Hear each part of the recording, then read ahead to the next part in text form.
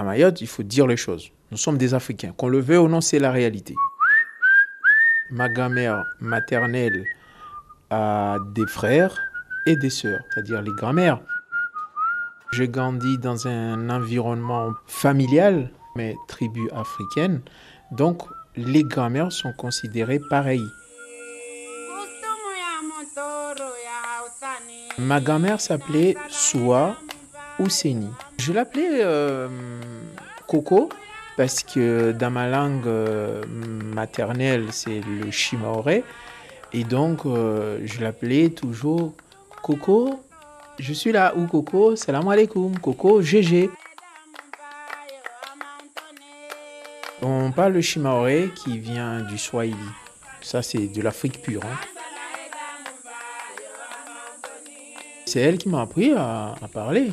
À Mayotte, il y a eu une génération qu'il y avait les tontons, les oncles, les tatis qui surveillaient aussi sur toi.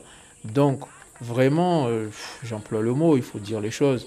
On vivait dans une tribu africaine, quoi, voilà. Dans mon village à Bandélé, ceux qui sont nés en 1978, ça c'est l'année de naissance, les garçons ne sont pas 6 à Bandélé. Et quand je mets aussi les filles du village de Bandélé, ils n'arrivent pas à 10. Donc on se connaissait tous.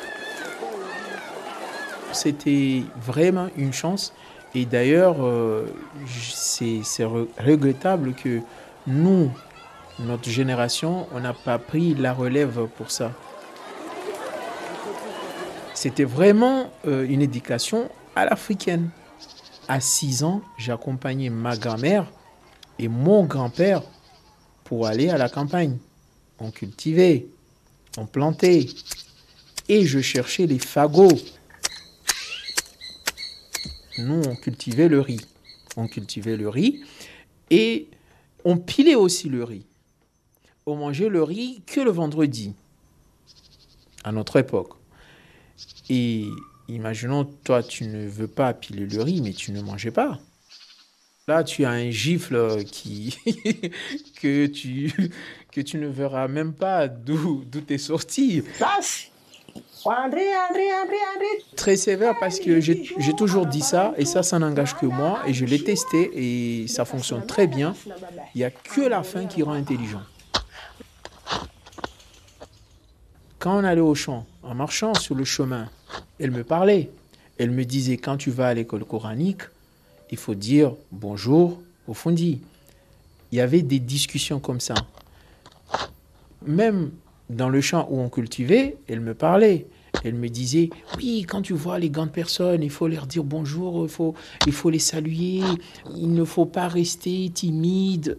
Donc, dans ça, il y avait des discussions à l'éducation. Même elle n'a jamais fait l'école. Elle me disait, quand tu vas à l'école, respecte tes camarades. Donc, du coup, on était vraiment bien accompagnés à notre éducation.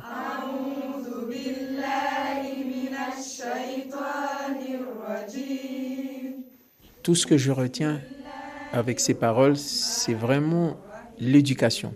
Parce qu'aujourd'hui, si j'arrive à avoir le respect avec les autres, c'est grâce à elle. La grand-mère de ma mère, c'est elle qui nous racontait des histoires. Ma grand-mère maternelle ne participait pas à ça. Elle était une grand-mère un peu timide quand même. Hein?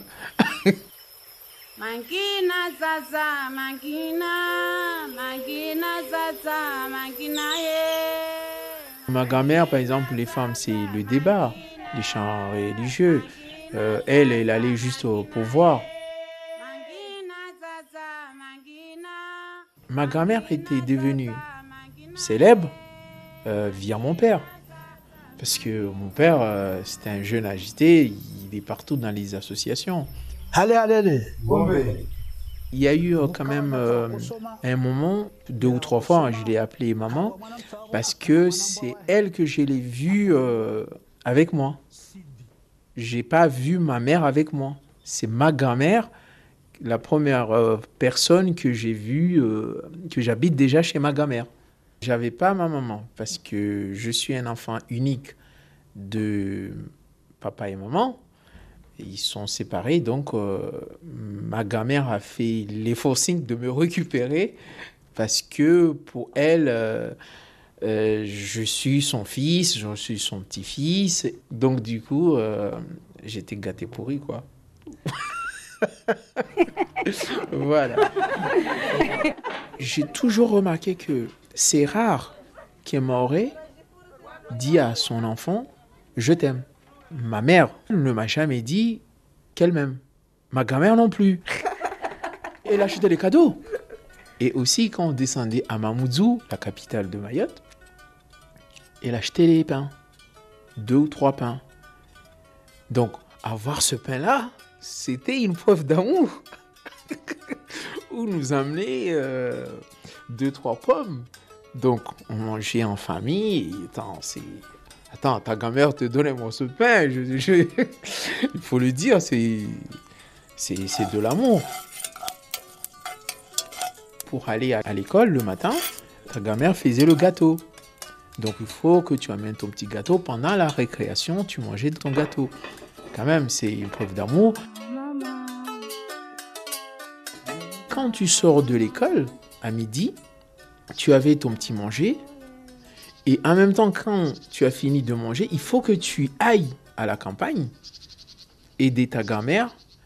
Et à 15h30, il faut que tu reviennes te préparer pour aller à l'école coranique.